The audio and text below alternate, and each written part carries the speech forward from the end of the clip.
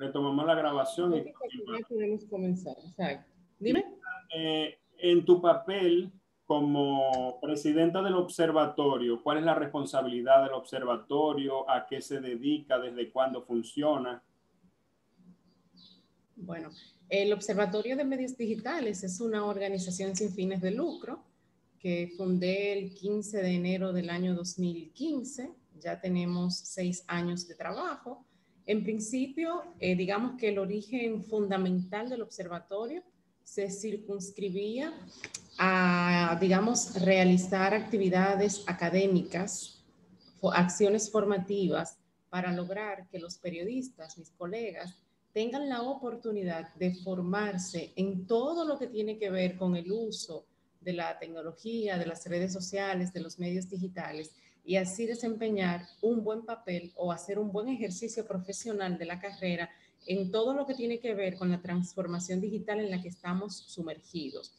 ¿Por qué determiné que ese era su fin principal? Porque me pasaba que yo, por ejemplo, que comencé como periodista en 2008 en el periódico El Nuevo Diario, en ese momento haciendo una pasantía, luego paso al periódico Hoy en la parte digital, me di cuenta de dos cosas. La primera, que la mayoría, más del 90% de las personas que trabajaban en medios digitales no tenían formación en lo que tiene que ver con el uso y manejo de medios digitales. Y seguíamos haciendo un periodismo tradicional, pero en línea, sin asumir que el periodismo digital como tal tiene particularidades y características diferentes, diferenciadoras, y más que diferenciadoras, ofrece oportunidades que otros medios de comunicación no ofrecen, que permiten que el lector o el espectador obtenga el contenido y lo pueda consumir de un modo más certero. De la otra cosa que me di cuenta es de que en ese momento, te hablo del año 2010, 2012, la mayoría de los periodistas establecidos, incluyendo directores de medios, con muy pocas excepciones, veían a quien trabajaba en un periódico digital como un periodista en formación, como una persona que no era profesional, como un muchacho joven que estaba inventando. Y yo decía, no, pero no es así. El que trabaja en un medio digital es tan profesional y tan capaz como uno que trabaja en cualquier otro medio. Y esto se debía sobre todo a que en ese momento Internet y las redes sociales eran vistos como espacios de jocosidades, de relajo, de juegos, de buscar la información de un cantante o de una canción, no necesariamente como un instrumento transformador. Es ahí donde surge el Observatorio de Medios Digitales, desde mi experiencia académica como maestra. Ya tenía varios años impartiendo docencia en algunas universidades y entendía que se necesitaba un instrumento que permitiera a los periodistas poder tener acceso a esas capacitaciones, pero no a cualquier tipo de capacitación, sino a una capacitación especializada, de calidad y que fuera gratuita. Porque otro elemento adicional que me había dado cuenta también era que el tipo de capacitación que requiere un periodista tradicional para ser competitivo en la esfera digital son muy costosas. Un curso de social media en ese momento, si tú no pagabas 300, $400, no lo hacías. Y normalmente ese es el salario de un periodista. O sea, te hablo de 10 años atrás. Entonces, lo que decidí fue formarme, seguir formándome para poder transmitir de manera gratuita todos esos conocimientos a los colegas que quizás no tenían la oportunidad de pagar para acceder a ese contenido y a esa información de valor que tanto se necesitaba. En ese trajín, ideé para el observatorio todo un plan de trabajo a 5 años que no solo incluía las capacitaciones, sino que necesariamente tuve que agregarle otros elementos para hacer atractivos para el periodista, atractivas para el periodista, esas acciones formativas. ¿Por qué? Porque en 2015, cuando yo comencé ya abiertamente con el ciclo de conferencias y de talleres, el tema que nosotros tocábamos era el uso de las imágenes en los medios digitales, llamando a la conciencia a los periodistas, a los comunicadores y locutores sobre el uso que estábamos haciendo en República Dominicana con respecto a la difusión de imágenes de cadáveres, de personas heridas en accidentes de tránsito, de niños que habían sido violados o niñas, de mujeres maltratadas. Y el mensaje principal de esa conferencia o el objetivo principal era que abandonáramos esa práctica y entendiéramos, y esa frase la usé durante varios años para dar esa capacitación, la frase que yo usaba era: si como periodista no tenemos la capacidad de describir con palabras los hechos, una imagen grotesca no hará esa noticia una mejor información. Entonces vamos a tratar de que si yo voy a hablar de una persona, de una joven que su esposo le dio 240 puñaladas, como ocurrió la semana pasada, yo puedo graficar eso con palabras sin la necesidad de exponer el cadáver de esa persona, porque esa persona tiene familia, tiene hijos, tiene hermanos, que cuando vean esa información en internet es una imagen que nunca va a poder ser borrada de su cerebro y muy difícilmente pueda ser eliminada de internet, porque lo que se sube a internet cualquier persona puede guardarlo y seguir reproduciéndolo. Entonces me di cuenta que era un contenido que chocaba con la práctica y que mucha gente se resistía a ese cambio, sobre todo viniendo de una periodista igual que ellos, que no era una autoridad estatal, ni una autoridad de ningún tipo, ni judicial, sino que era una amiga, colega que quería lograr esa transformación. Entonces, ideé el Congreso Nacional de Periodismo Digital de la República Dominicana, con el propósito de que, aunque yo daba las capacitaciones pueblo por pueblo, universidad por universidad, e incluso di muchísimas en gobernaciones, en alcaldías, para empresas, en el Congreso buscamos que todas esas personas que participaban en esas capacitaciones durante el año tuviéramos un punto de encuentro anual donde tratáramos un tema que necesariamente fuera el que quisiéramos que cambiara o un paso más que quisiéramos dar para que todos juntos podamos buscar la solución. ¿A qué me refiero? Por ejemplo, en el primer tema que impartimos, en el primer congreso que hicimos en la Universidad Católica, donde soy docente desde hace varios años, hablamos sobre el manejo de contenido para la web. Entonces, ahí buscamos que la gente entendiera que el periodista lo que estaba llamado era a hacer un buen manejo del contenido que estaba tratando de difundir en Internet. Para estos fines, trajimos o invitamos varios conferencistas. En ese momento invitamos al fiscal de crímenes y delitos de alta tecnología, invitamos a Mite Nichio, que fue una de las personas que participó en el proceso de la primera comercialización de Internet en República Dominicana. Hicimos un panel con los editores de los 7 periódicos impresos que tienen una versión digital, que en ese momento eran los más leídos por el tipo de contenido que difundían y por el nivel de actualización que tenían esos medios.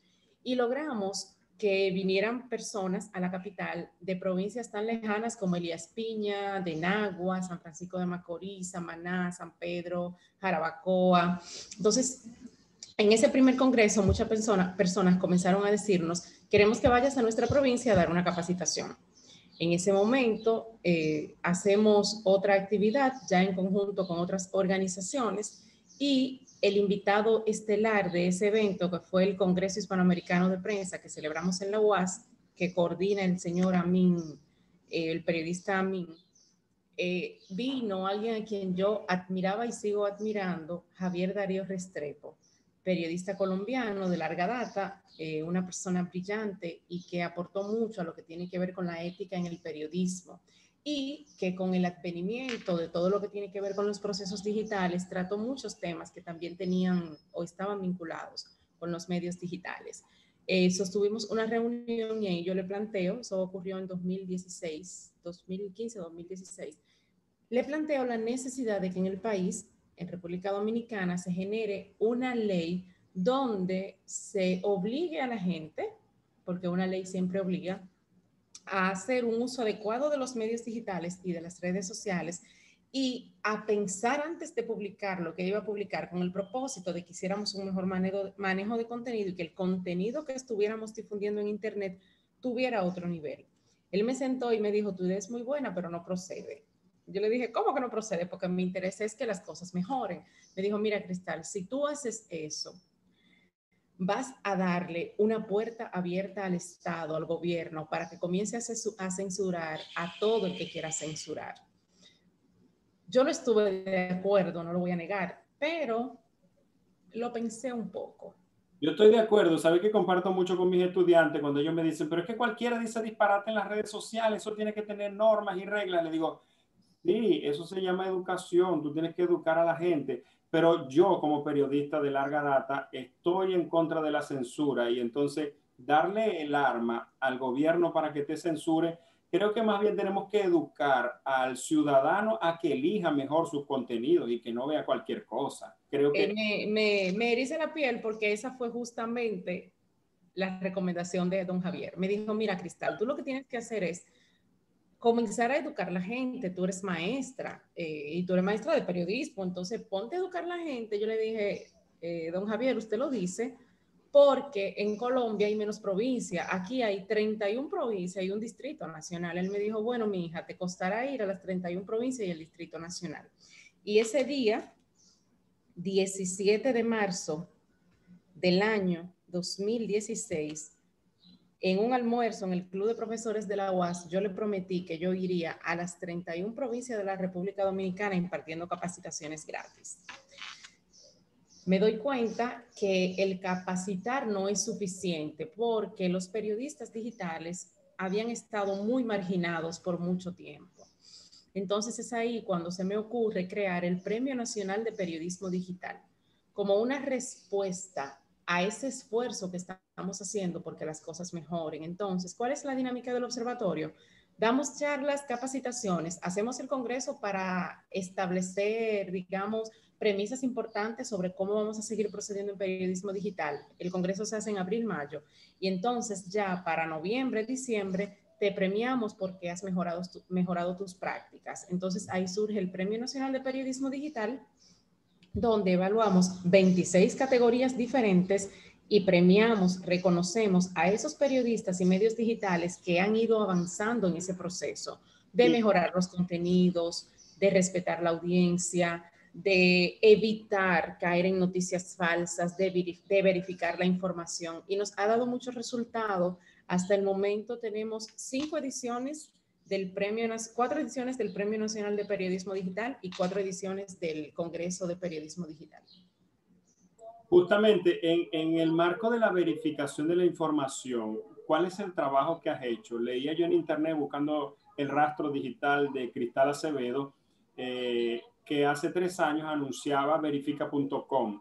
¿Está vigente? ¿Funciona? ¿Funcionó?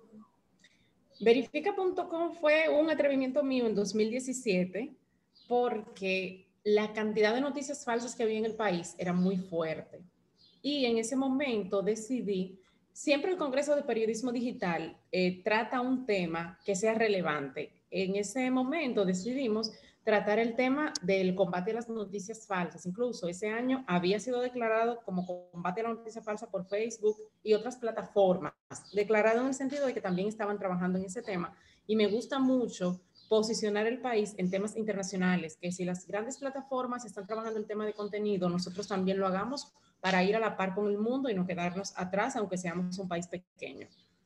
Entonces, para eso, en 2018 hicimos el congreso basado en el combate a las noticias falsas y traje al país al periodista chileno radicado en Estados Unidos, Juan Pablo Meneses, quien es el único periodista del mundo con un proyecto de periodismo digital avalado por la Universidad de Stanford y que funciona en Silicon Valley.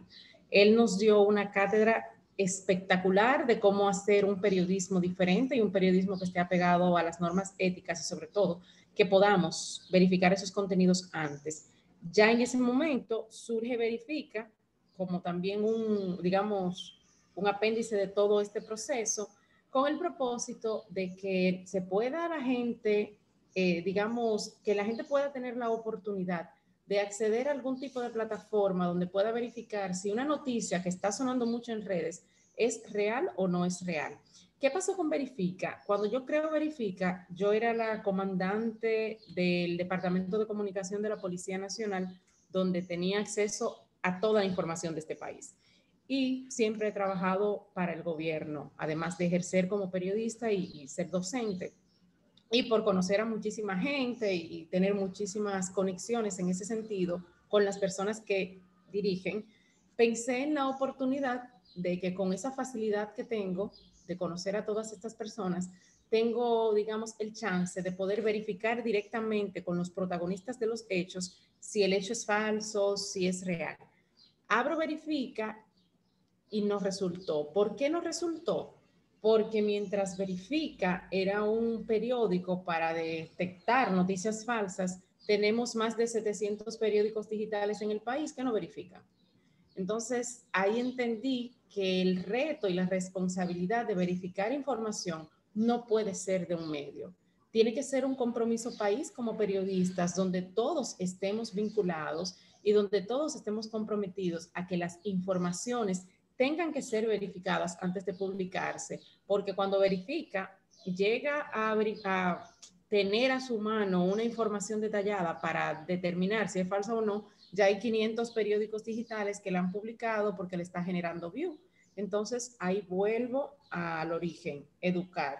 Y en ese proceso, aproveché mis recorridos por todas las provincias y uno de los aspectos que traté en todas esas conferencias, impartí más de 200 conferencias, charlas, talleres y capacitación en estos años, incluía esa parte de la necesidad de verificar la información.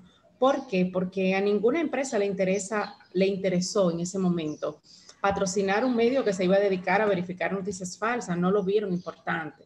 Me decían, no, Cristal, pero mejor ponte una sección, dentro de la misma página, pon una sección donde tú puedas publicar las notas de prensa, porque si tú me publicas la nota de prensa, yo puedo patrocinarlo para que tú contrates un equipo, para que trabajen en eso. Yo le decía que el origen de ese periódico no es comercial. El origen de esta plataforma es educativa. Ahí venía entonces la dependencia que genera el hecho de que te estén pagando por la publicación. Ellos consideran que ya hay un nivel de subordinación de parte del periódico. No solo eso, ellos para verlo rentable querían que tuviera información. O sea, no lo vieron como una apuesta a mejorar la calidad del contenido que consumen nuestros internautas. No lo vieron como un aporte al desarrollo de la comunicación y hacer una comunicación de calidad, una comunicación comprometida con la verdad. Cristal, ¿cuál era el proceso que se seguía mientras funcionó? ¿Cuál era el proceso que tú seguías allí para verificar la información? Todavía existe, verifica todavía existe. Lo que pasa es que yo lo tengo oculto porque ahora vamos a generar una plataforma que incluya otras cosas.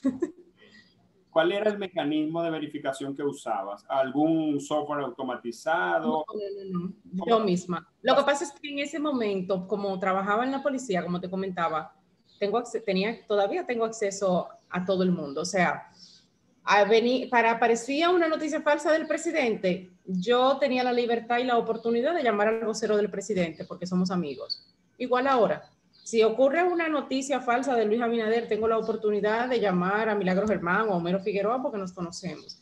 Porque una de las ventajas de haber trabajado en muchas empresas y en muchos lugares es que uno conoce a muchas personas. Y gracias a Dios por el trabajo que hemos hecho con el observatorio, mucha gente cree en el trabajo que hacemos.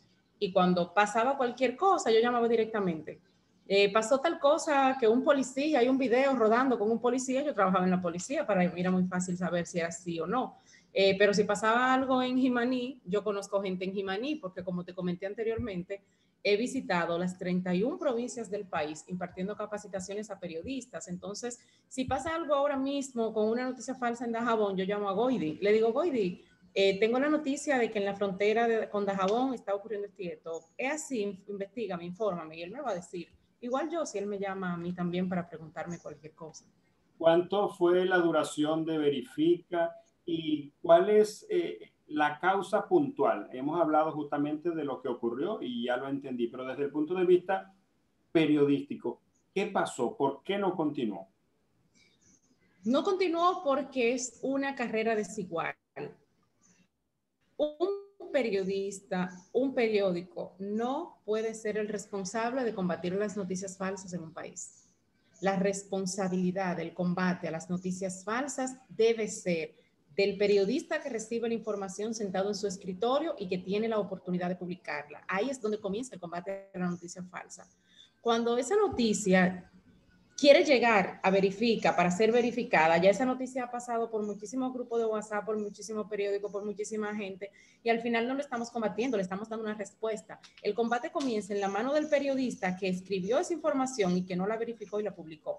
Y es ahí donde tenemos que trabajar, educarnos todos como profesionales de la comunicación para entender que cuando a mí me llega una nota de prensa o me llega un párrafo de algo, antes de yo pensar en publicarlo, debo pensar en verificarlo.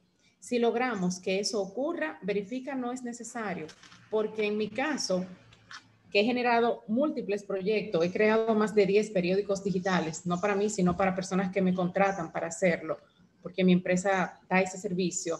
A mí no me interesa que algo exista porque lo creó Cristal. O sea, a mí no me interesa que el combate a las noticias falsas sea una realidad porque Cristal está dirigiendo el proceso. A mí me interesa que el proceso funcione, lo dirija quien lo dirija. Lo importante es que logremos tener un país con grandes transformaciones, que sea yo quien lo haga, o sea Juan, o sea Pedro, para mí eso es indistinto, porque el protagonista no es la persona, los protagonistas son los logros como país que podamos alcanzar. ¿Crees que la publicación de noticias falsas o la desinformación afecta la credibilidad de los medios tradicionales, aunque se responsabiliza de manera directa más a los medios electrónicos, a los medios digitales? Yo pienso que la difusión de noticias falsas y de contenidos inapropiados afecta la credibilidad de todo el sistema comunicacional. Porque, ¿qué ha pasado, por ejemplo, con los medios digitales? ¿Cuál es la gran debilidad de los medios digitales? Es justamente esa. La gente actualmente, bueno, en 2017 nosotros hicimos un estudio avalado por Data Analysis y una empresa venezolana llamada Tendencias Digitales, que pagó todo la parte operativa de la investigación, donde se determinó que más del 90% de la población dominicana tiene acceso a un teléfono inteligente. Y de ese 90%, el 93% usa ese teléfono inteligente para informarse de lo que está pasando en el país. Es decir, consume noticias a través del celular.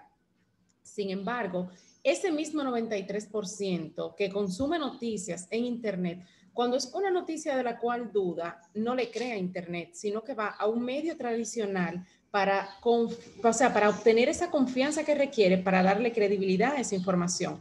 Entonces, eso nos dice que los medios digitales actualmente son los medios que más se consumen, pero al mismo tiempo son los medios en los que más se desconfía, y ocurre porque los medios digitales han permitido que todos tengamos acceso a Internet y tengamos acceso a ser productores de información, generadores de contenido. Y como todos tenemos la oportunidad de generar contenido y yo no tengo la certeza de que tú estés generando un contenido adecuado, entonces esa confianza que yo requiero como usuario no la tengo, porque yo no tengo la convicción exacta de dónde tú sacaste esa información. O sea, yo no tengo esa seguridad de que esa información tú la sacaste de un lugar apropiado, o que tú publicaste esa noticia y esas declaraciones te las dio esa persona, sino que fue que otra persona te mandó esa declaración y tú nunca le preguntaste de dónde la sacó sin conocer la intención que tenía esa persona al difundir ese contenido. Entonces, hasta que eso no pueda ser, digamos, controlado, porque no quiero utilizar la palabra regularizado, seguiremos teniendo esa debilidad, y esa debilidad va a existir siempre, porque la naturaleza misma de los medios digitales han dado pie a que la gente genere contenido y a que cualquier persona con un celular en la mano se crea periodista aún sin serlo. Ya para concluir, Cristal, quiero agradecerte la oportunidad de habernos abierto este diálogo, tu mensaje para los periodistas en ejercicio, tanto en las plataformas digitales como en los medios tradicionales, así como en los estudiantes, esos que están en proceso de formación y para los cuales el aspecto ético es fundamental. ¿Cuál es tu mensaje en ese proceso de verificación de noticias antes de la publicación? Formación académica. La única respuesta que yo le doy a todo el mundo cuando me pregunta sobre cualquier aspecto del periodismo es formación académica. Las personas que están formadas académicamente son personas que tienen la oportunidad de formarse un criterio más profundo sobre los procesos de comunicación. Y con formación académica no me refiero a que yo debo tener $17,000 para hacer una especialidad en marketing, como yo tuve que hacerlo y hacer ese sacrificio, ¿verdad? Y ahorrar dinero para poder pagarla porque la hice sin beca. No, la formación académica inicia hasta con un video que tú puedas ver en YouTube sobre el tema, hasta un libro, que hay muchísimos que son gratis en Internet. Es formación académica. Yo siempre digo, la única forma en que podemos mejorar, no solo como periodistas o como medios digitales y tradicionales, sino como sociedad, es educándonos. La educación es el único instrumento que tiene el ser humano para lograr transformar las cosas siempre para positivo, para mejor y para aportar a los demás. Si ese contenido que yo voy a publicar en mi medio no es oportuno, no es importante, no aporta, ¿por qué lo voy a publicar? ¿Por qué utilizar los medios digitales que son tan importantes y tan consumidos simplemente para hacer daño, para lacerar, para discriminar, para cuestionar sin tener la razón o quizás incluso utilizarlos para presionar o conseguir prebendas? No es correcto porque al final le estamos haciendo un flaco servicio a una carrera que hay que estudiar y a una carrera que nos ha permitido conectar con personas con las cuales podemos transformar sus vidas y al mismo tiempo transformar la nuestra. Muchísimas gracias, Cristal. ¿Algo más que quieras agregar ya para el cierre? Educarnos, seguir educándonos, seguir estudiando. Muchísimas gracias por